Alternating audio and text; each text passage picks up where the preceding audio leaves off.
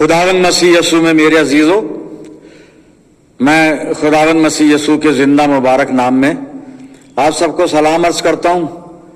आज की इबादत में आपको वेलकम कहता हूं। मेरी दुआएं अजीजों हमेशा आपके साथ हैं और आप भी मेरे लिए दुआ करते हैं। मैं आपका मशकूर हूं, आपका ममनून हूं। मैं खुदा का धन्यवाद करते हैं आज के अच्छे दिन के लिए। और आज जो मनन के लिए सामने वचन है इब्रानियों की पत्री, आप अपनी बाइबल में खोल लें और इसका 12वां अध्याय, बाब 12, chapter 12, Hebrew chapter 12 and verse 22 to 25। इब्रानियों की पत्री और 12 अध्याय 22 से 25 पद में आपके सामने पढ़ रहा हूं। यहां पे लिखा हुआ है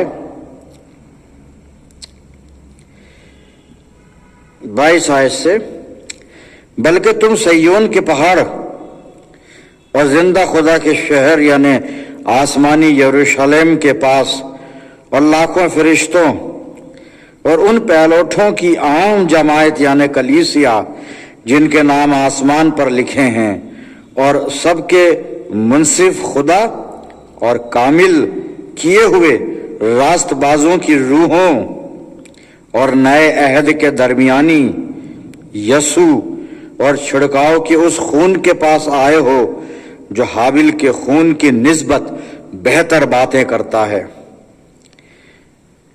खबरदार उस कहने वाले का इनकार न करना, क्योंकि जब वो लोग जमीन पर हिदायत करने वाले का इनकार करके न बच सके तो हम आसमान पर के हिदायत करने वाले से मुंह मोड़कर क्यों कर बच सकेंगे। खुदावंद की बड़ी बरकत उसके पाक कलाम के पढ़े जाने पर और सुने जाने पर हो, आमीन। आइए दुआ करें।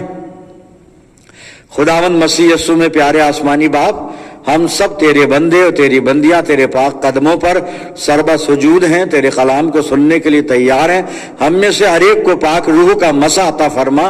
प्यारे खुदा बाप, होने दे कलाम का बीज जब हमारे दिल की जमीन पर गिरता है हमारी जिंदगियों में जड़ पकड़े, हमारी जिंदगियों में बहुत सा फल लाए। हमारे चारों तरफ अपने पाक फरिश्तों की सेना का बाड़ा बांधना कि शैतान कहीं से भी हमें दखल ना दे सके। अपनी जिंदगियों को हर तरह से हम तेरे अधीन करते हैं प्रभु, और ये दुआ तेरे प्यारे और इकलौते बेटे अपने नजात दहिंदा खुदावन यीशु मसीह के जिंदा और मुबारक नाम के वसीले से मांगते हैं। सुन और कबूल कर ले, आमीन।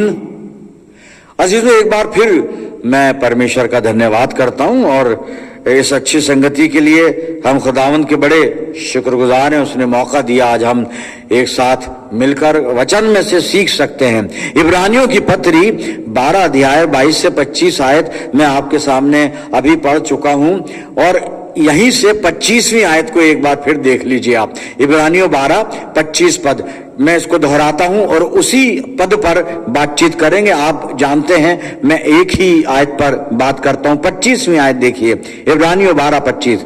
खबरदार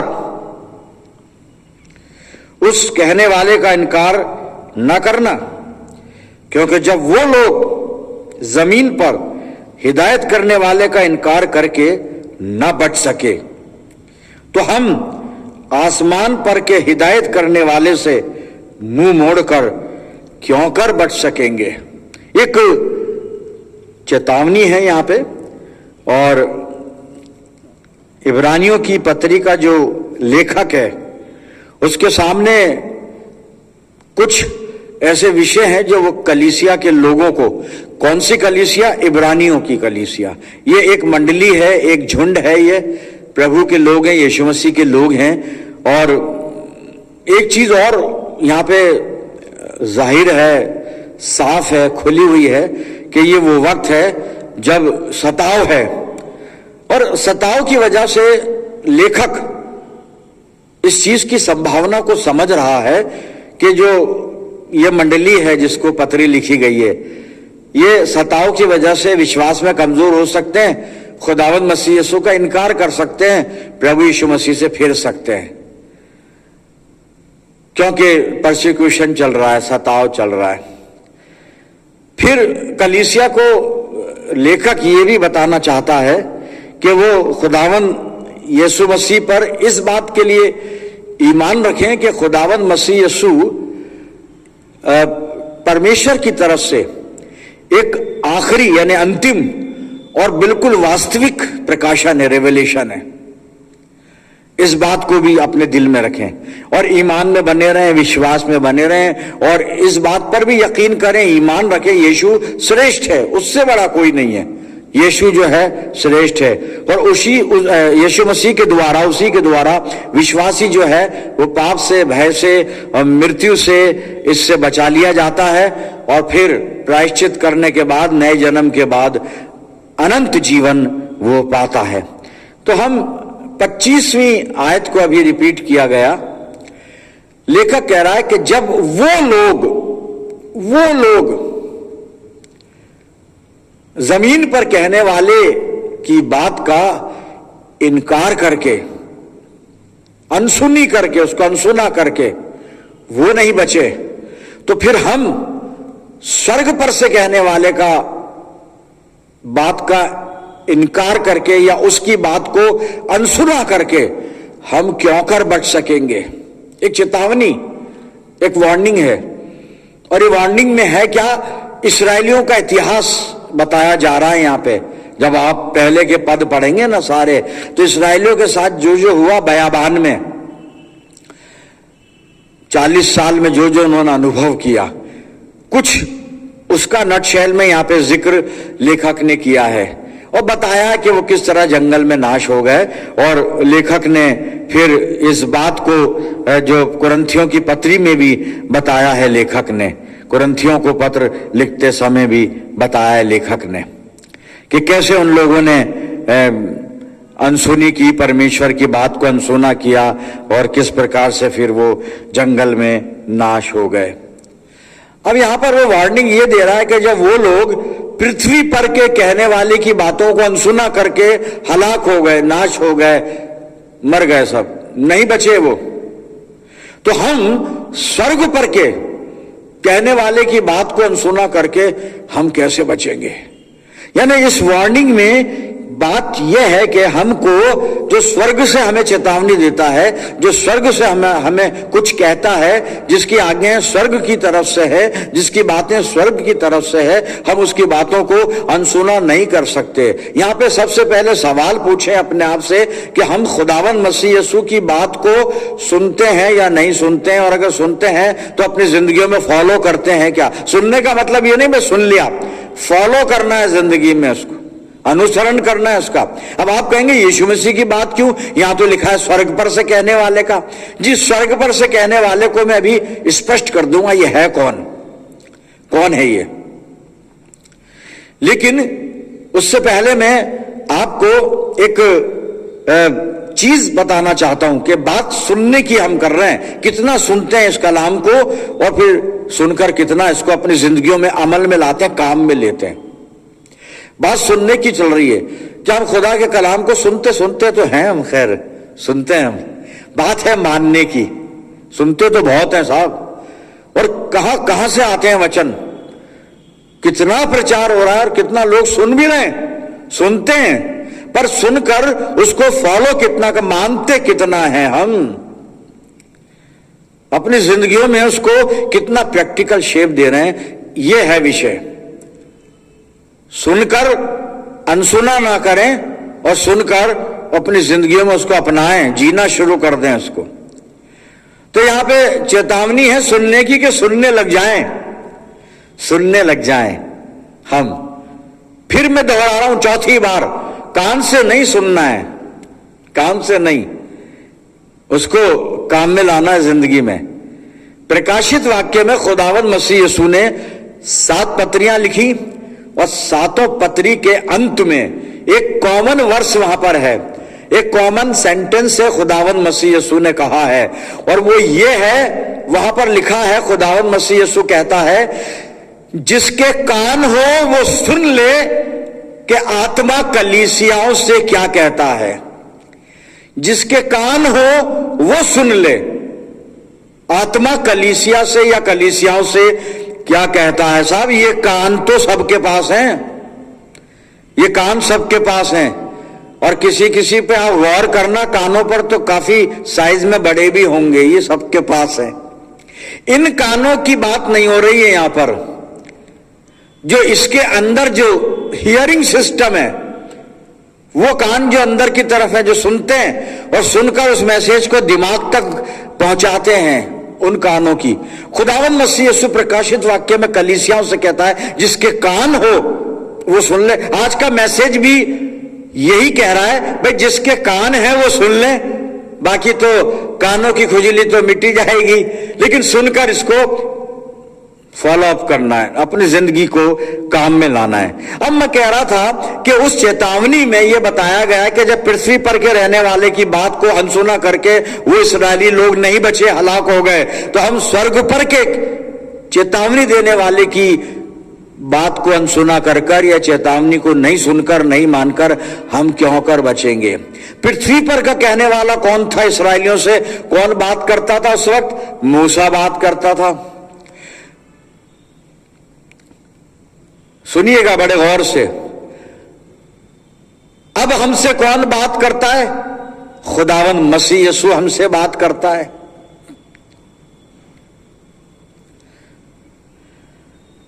अजीजों, एक बात को और ध्यान में रखें, वहां मूसा बात करता था, अब प्रभु यीशु मसीह मेरा आपका हमसे बात करता है। लेकिन ये दोनों अपनी बातें नहीं करते हैं, ये दोनों खुदा की बातों को हम तक पहुंचाते हैं। मूसा भी खुदा के पैगाम पहुंचाता था लोगों तक, मूसा भी खुदा की बातों को लोगों तक पहुंचाता था, और खुदावंद मसीह यीशु आसमानी बाप की बातों को हम तक पहुंचाता। पिछले दिनों मैंने आपको एक रेफरेंस दिया था यूहन्ना की इंजील में से। यीशु मसीह कहता है मैं अपने आप से कुछ नहीं कहता, जो अपने पिता से, अपने बाप से सुनता हूं वो मैं कहता हूं। वचन कलाम खुदा का है, लेकिन अब पहुंचता कैसे है? पहले मूसा की मार्फत पहुंचा, अब मेरे पास, आपके पास खुदावंद मसीह यीशु की मार्फत पहुंच रहा है। कैसे पहुंच रहा है? प्रभु यीशु मसीह का वचन, उसका कलाम, उसका सुसमाचार हमारे हाथों में है मेरे अजीजों। अब आप कहोगे पादी साहब मूसा बात करता था, अभी यीशु मसीह बात करता है, आप पता नहीं क्या बोल रहे हो। जी मैं एक पद आपके सामने पढ़ देता हूं, और जब इब्रानियों की पत्री को मैं खोल रहा हूं और इब्रानियों की पत्री का पहला अध्याय मैं आपके सामने निकाल लेता हूं, और सुनिएगा साहब।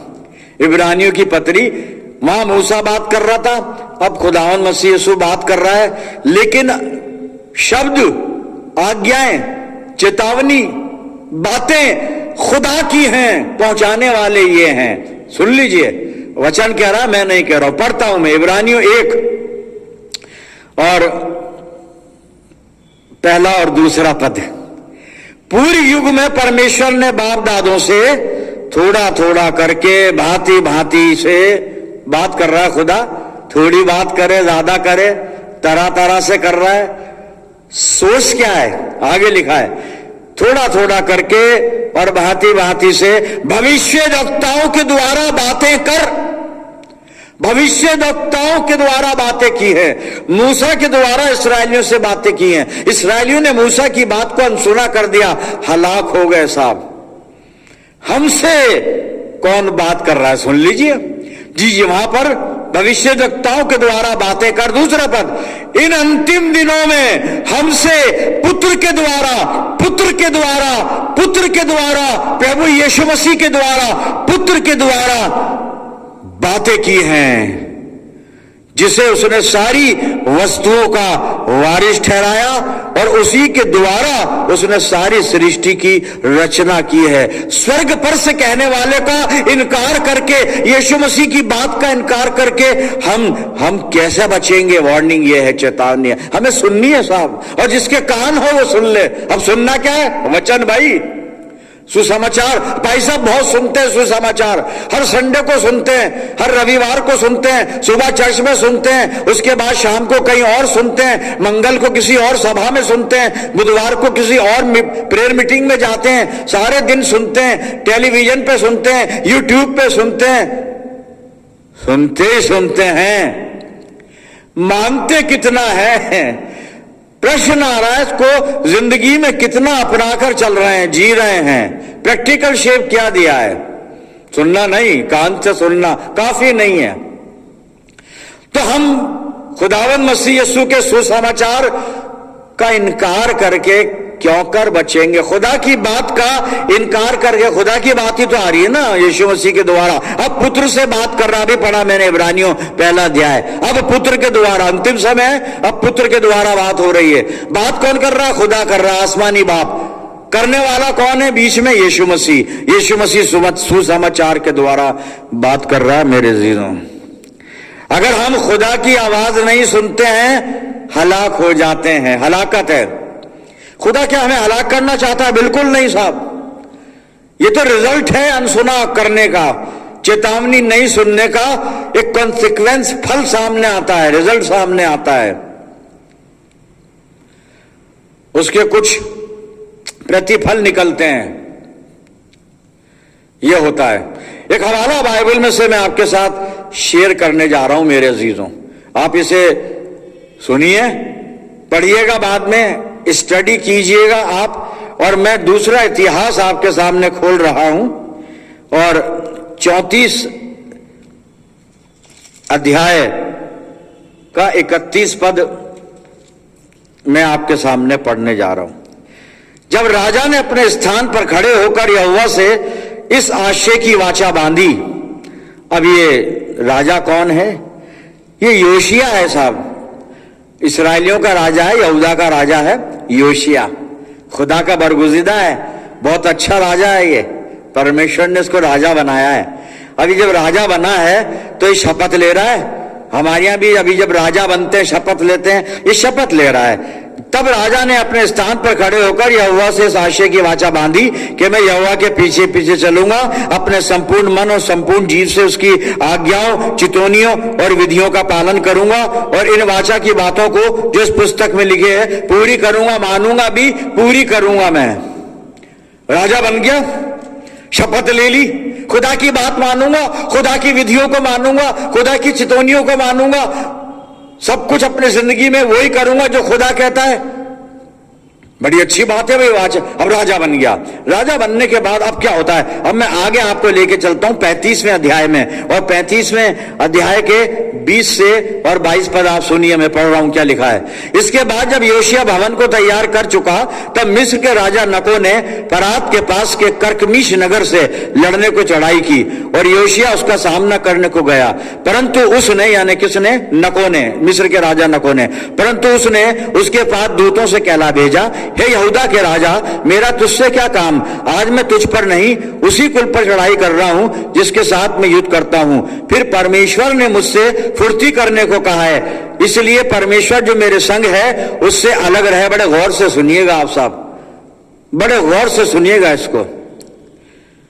फिर परमेश्वर ने मुझसे फुर्ती करने को कहा है, इसलिए परमेश्वर जो मेरे संग है उससे अलग रहे, कहीं ऐसा ना हो कि वो तुझे नष्ट करे।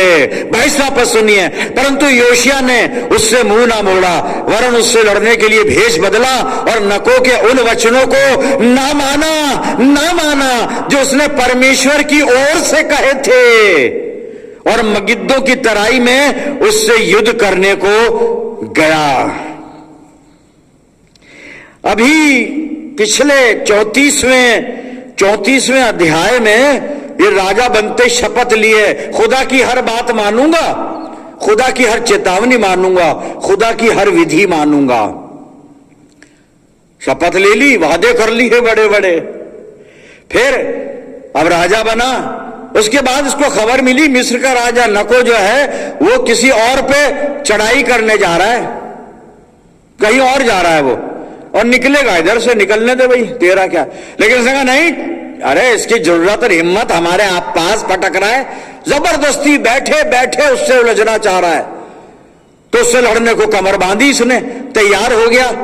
नको को पता पड़ा, नको ने दूत भेजे राजा, यहूदा के राजा, तेरा और मेरा क्या सरोकार है, तुझे मुझसे क्या लेना है, क्या काम है भाई? मैं तो कहीं और लड़ने जा रहा हूं, मैं अपने दुश्मन से लड़ने जा रहा हूं, तेरे से मेरी कोई लड़ाई नहीं है, कोई झगड़ा नहीं है, तू आराम से बैठ, मैं तो अपना काम कर रहा हूं और चला जाऊंगा, मैं तुम्हें नुकसान नहीं पहुंचाऊंगा। और फिर मुझे खुदा ने कहा है, मुझे परमेश्वर ने कहा फुर्ती कर और उन पर चढ़ाई कर, उन लोगों पर, अलग लोगों पर।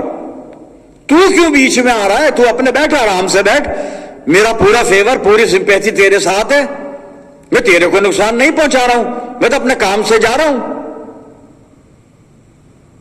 और नको ने कहा मुझे खुदा ने कहा है, खुदा ने कहा है मुझे। और नको ने साहब एक बात कही है इसको, योशिया को, काश समझ लें इस बात को।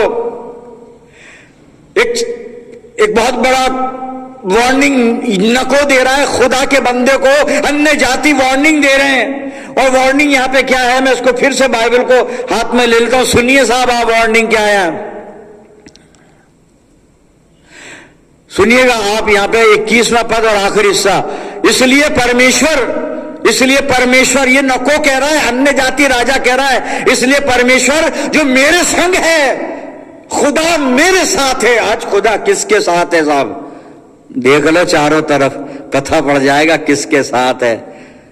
अपनी ज्यादा बड़ाई ना करें हम तो अच्छा है, अपने पे ज्यादा घमंड ना करें तो ज्यादा अच्छा है। घमंड ठीक नहीं है भाई। सुनिए नको कह रहा है इसलिए परमेश्वर जो मेरे संग है उससे अलग रहे, कहीं ऐसा ना हो वो तुझे नष्ट कर दे। खुदा नष्ट करेगा, मैं नहीं करूंगा। हमें अगर नष्ट करता है, कोई नहीं करता है साहब, हम अपने अमालों की वजह से नष्ट होते हैं, अपने अमालों की वजह से हम नष्ट होते हैं, अपने कामों की वजह से। जो भी हम पे परसिक्यूशन है, सताव है, कुछ भी है भाई, जो सब कुछ चल रहा है, देखें तो किसे देखें, बार बार बताता हूं मैं, क्या करें अब, क्या करें, बस खुदा का नाम लिए जाओ, बस यही कर सकते हैं, यही कर सकते हैं। नको कह रहा है खुदा मेरे साथ है, मुझसे अलग रहे वो तुझे बर्बाद कर देगा। अरे मैं नहीं करूंगा, मैं नहीं करूंगा, खुदा बर्बाद करेगा। किसे? खुदा के राजा को, परमेश्वर के चुने हुए को, वो व्यक्ति जो अपने आप को परमेश्वर, इसराइली लोग, खुदा के लोग। और अन्य जाति वार्निंग दे रहा, खुदा हमारे साथ है, हमारे पास मत आना, हमसे अलग रहे, हमसे अलग रहे। नहीं साहब, यहां पे लिखा है 22वें पद में लिखा है, परंतु योशिया ने उससे मुंह ना मोड़ा, वरन उससे लड़ने के लिए भेष बदला और नको के उन वचनों को ना माना जो उसने परमेश्वर की तरफ से कहे थे। देखो खुदा की बात नहीं मान रहा है, 34वें अध्याय में वादे कर रहा है, बड़े बड़े वादे, खुदा की बात मानूंगा, उसकी विधियों पे चलूंगा, चितौनियों पे चलूंगा। कन्फर्मेशन के वक्त सारे लोग यही वादा करते हैं कन्फर्मेशन के वक्त, उसके बाद पता ही नहीं कहां है, कहां पर है मालूम नहीं। खुदावंद मसीह यीशु पाकशा के लिए कहता है जब तक मैं ना आऊं ये करते रहना। बहुत से लोग मिस कर देते हैं, पाकशा मिस नहीं कर सकते, प्रभु की आज्ञा है ये कि जब तक नहीं आता आपको ये करना है। क्यों नहीं करते? काम हो गया था, ड्यूटी चले गए थे, ऐसा हो गया था, वैसा, एक्सक्यूज बहुत है। सब योशिया नहीं मान रहा है, इसीलिए मसीह यीशु कहता है प्रकाशित वाक्य, जिसके कान हो सुन ले। आत्मा कलीसिया से क्या कहता है? नहीं सुनोगे बर्बाद हो जाओगे। नको ने इसको चेतावनी, सच्ची चेतावनी दी है कि परमेश्वर मेरे संगे, तुम मुझसे अलग रहे, कहीं ऐसा ना हो वो तुझे नष्ट कर दे। और आगे लिखा है 22वें पद में, योशिया साहब नहीं माने। अरे तुम कौन होते हो? खुदा तुमसे कोई बात करेगा क्या? तुम तो बुत परस्त लोग हो, हम खुदा के लोग हैं, खुदा हमसे बात करता है। अरे खुदा सबसे बात करता है, खुदा सबसे प्यार करता है, उसकी मोहब्बत को हम समझ नहीं पाए। पौलुस ने बताया भी, हम गुनाहगारी थे, वो यीशु मसीह हमारे लिए मर गया। पापी के लिए कौन मरेगा साहब? कौन मरेगा? नहीं माना साहब योशिया, लड़ने जा रहा है। और एक चीज लिखी है, भेष बदल कर, डर भी रहा है, भेष बदल लिया, भेष बदल कर जा रहा है। भेष क्यों बदल रहा है? खड़ा हो जाके मैं आई एम द किंग, मैं लड़ूंगा। भेष इसलिए बस डर भी रहा है कि नहीं भैया कहीं मेरे को मार दिया तो भेष बदल लेता हूं मैं तो रथ चलाने वाले का भेष बना के जाऊंगा, नकली राजा बिठा दूंगा, वो राजा को मारेंगे और मैं तो रथ चलाता रहूंगा, बस भेष बदलूंगा पर राजा मैं ही रहूंगा, हटूंगा नहीं राजपद से। रहूंगा तो भेष बदलना पड़े मुझे, भला ही भेष बदलना पड़े मुझको। ये माना नहीं साहब, और युद्ध करने को गया। क्या हुआ? जो खुदा की नहीं मानते हैं उनका अंजाम बता रहा हूं आपको। और मैं इसी अध्याय में से दूसरा इतिहास 35 अध्याय 23 और 24 पद सुनिएगा। तब धनुर्धारियों ने राजा योशिय्याह की ओर तीर छोड़े, और राजा ने अपने सेवकों से कहा, मैं बहुत घायल हो गया हूं। वेश बदला था ना तूने, बच गया क्या तू? कुछ नहीं होगा, खुदा की मार से तो कोई बच ही नहीं सकता। सेवकों से कहा, मैं बहुत घायल हो गया हूं, इसलिए मुझे यहां से ले चलो। तब उसके सेवकों ने उसको रथ पर से उतारकर उसके दूसरे रथ पर चढ़ाया और यरूशलेम को ले गए। वहां वो मर गया। नको ने कहा था, खुदा मेरे साथ है, तू मुझसे दूर रहे, कहीं ऐसा ना हो वो तुझे नष्ट कर डाले। मर गया साहब, खुदा का व्यक्ति मर गया, खुदा का जन मर गया, खुदा का चुना हुआ मर गया, खुदा का बरगुजीदा इसलिए मर गया। क्यों मर गया? खुदा की बात नहीं मानी, खुदा की बात नहीं मानी। आगे और सुनिए, वहां वो मर गया और उसके पुरखाओं के कब्रिस्तान में उसको मिट्टी दी गई। मिट्टी भी चली गई साहब, लो मिट्टी में मिल गई। क्या नतीजा हुआ? खुदा की बात मान लेता योशिय्याह। नको की बात, नको ने ये कहा था, देख खुदा ने मुझे कहा है तू परमेश्वर का वचन मान ले, ये वचन परमेश्वर के हैं भाई, मेरे नहीं है। भाई साहब, सारे वचन परमेश्वर के हैं। F.W. फिलिप का कोई वचन नहीं है यहाँ पे, ये वचन खुदा का वचन है। मैं तो एक सोर्स हूं, जरिया हूं मैं, लेकिन खुदा कह रहा है तुम्हें सुनना है मेरी बात को। और हम अपने बेटे के द्वारा खुदा हमसे बात करता है। योशिय्याह मर गया, घर ले आए, गाड़ दिया बुजुर्गों के कब्रिस्तान में। क्या ये जिंदगी होती है क्या? इसलिए बुलाया क्या प्रभु ने हमको? नहीं, यीशु मसीह मेरा इसलिए थोड़ी ना आया हमें मिट्टी में डाल दिया जाए। यूहन्ना 10:10 के अंतिम हिस्से में कहता मैं इसलिए आया जीवन पाए। कौन सा? बहुतायत का जीवन। सुन लीजिए साहब, पुत्र की सुन लीजिए। अब खुदा बात कर रहा, बात तो खुदा करेगा पुत्र के द्वारा। हमें खुदा की आवाज को सुनना है, अपने आप को बचाना है हलाकत से साहब। दिन बुरे हैं, वक्त बुरा है, चारों तरफ बुरा ही बुरा है। बाहर का माहौल बड़ा खराब है। मैं अपने चर्च में रह के दुआ करता हूं, बंदगी करता हूं, अपनी कलीसिया के बीच में सेवा करता हूं, बस इससे आगे नहीं बढ़ना है कहीं भी।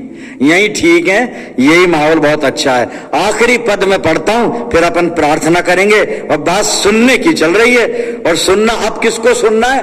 खुदावंद मसीह यीशु को सुनना है। पादरी साहब, आपके कहने से तो हम नहीं सुनेंगे, खुदा कहेगा तो सुनेंगे। जी खुदा ही कह रहा है, मैं कौन होता हूं कहने वाला?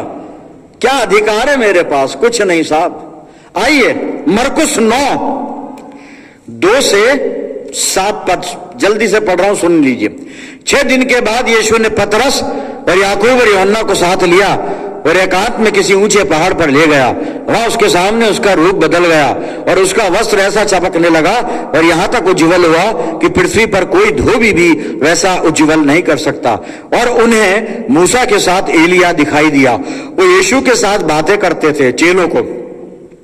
इस पर पतरस ने यीशु से कहा, हे रब्बी, हमारा यहां रहना अच्छा है, इसलिए हम 3 मंडप बनाएं, एक तेरे लिए, एक मूसा के लिए, एक एलिया के लिए। क्योंकि वो ना जानता था कि क्या उत्तर दे, इसलिए कि वो हट डर गए थे। 7वां पद सुन लीजिए हुजूर, आखिरी पद है। तब एक बादल ने उन्हें छा लिया। मंडप बनाने में कहां लगे हुए हो?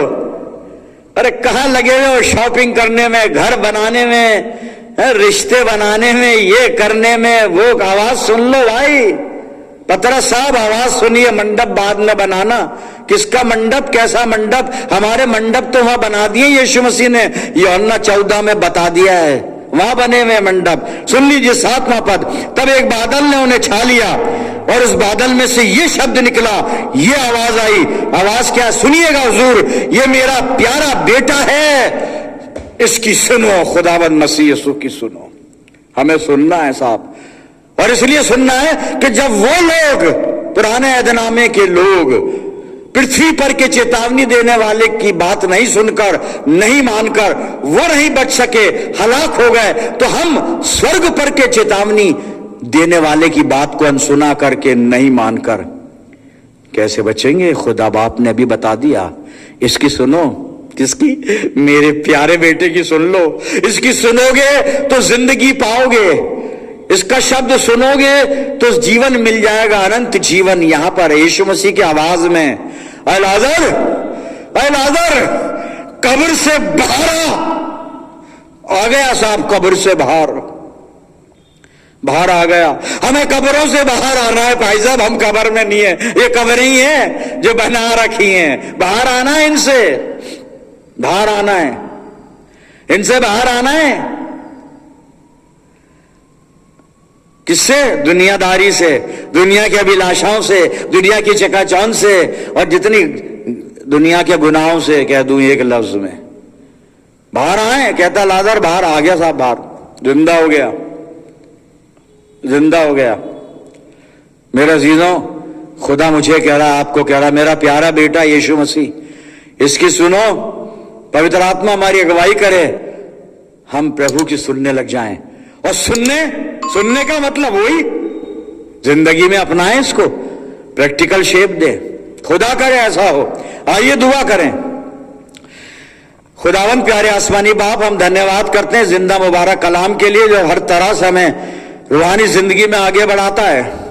प्यारे बाप, आज वचन ने हमें फिर एक बार आगाह किया है कि हम खुदा के बेटे खुदावंद मसीह यीशु की सुने, उसके सुसमाचार को सुने, उसकी बातों को सुने, उसकी आज्ञाओं को सुने। प्रभु, हम में से हर एक के अंदर वही पवित्र आत्मा डाल जो तेरा वचन सुनता और मानता है।